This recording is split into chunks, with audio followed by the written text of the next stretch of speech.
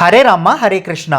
மகாபாரதத்தில் சரஸ்வதி நதியோட பங்கை தான் இந்த வீடியோவில் பார்க்க போகிறோம். இந்த மகாபாரதத்தை முதல்ல எழுதும்போது வேதவியாசர் சொல்ல தான் கணபதி எழுதினாரு. வேதவியாசர் கணபதியை அணுகும்போது என்ன நடந்தது அப்படின்றத நீங்கள் தெரிஞ்சுக்கணும்னா நம்மளோட இசிஜி கார்ட்ஸில் கணேஷாவோட ஸ்கேன் கோடை ஸ்கேன் பண்ணி பாருங்க. கணேஷா தன்னோட தந்தத்தை உடைச்சு எழுதுறதுக்கு தயார் நிலையில் இருக்கும்போது வேதவியாசர் சொல்லும்போது கணபதியால வேதவியாசர் சொல்றத அவ்வளவு தெளிவா கேட்க முடியல. அதுக்கான காரணம் என்னன்னா அவங்க சரஸ்வதி நதிக்கரையில உட்கார்ந்து தான் எழுதிட்டு இருந்தாங்க. சரஸ்வதி நதி ஓடுற அந்த சத்தம் கணபதிக்கு டிஸ்டர்பன்ஸா இருந்துச்சு. நம்ம எல்லாருக்கும் ஒரு விஷயம் தோணலாம், அந்த நதியிலிருந்து வர்ற சத்தம் எப்படி கணபதிக்கு ஒரு டிஸ்டர்பன்ஸா இருந்திருக்கும் அப்படின்னு தோணும். ஆனா நான் வேகமா ஓடுற நதிகளுக்கு பக்கத்துல போகும்போது அந்த நதியோட சத்தத்தை கேட்டிருக்கேன்.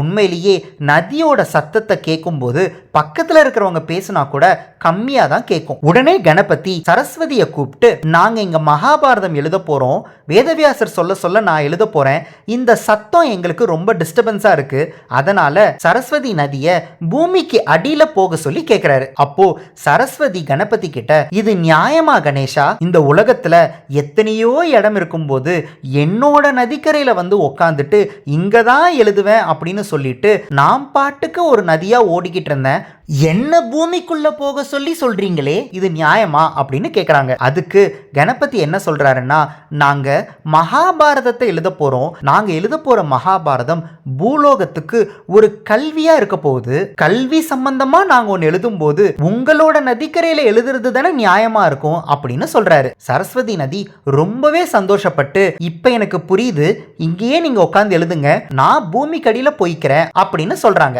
அதுக்கேத்த மாதிரி இன்னைக்கும் மகாபாரதம் எழுதின இடத்துல நம்ம கண்ணுக்கு எட்டின தூரத்துல சரஸ்வதி நதி வந்துகிட்டு இருக்கோம். ஆனா இவங்க எழுதுற அந்த இடத்துல சரஸ்வதி நதி நம்ம கண் முன்னாடியே மறைஞ்சு பூமிக்கு அடியில தான் போகும். பூமிக்கு அடியில போன சரஸ்வதி நதி நேரா கடல்ல போய் சேருது.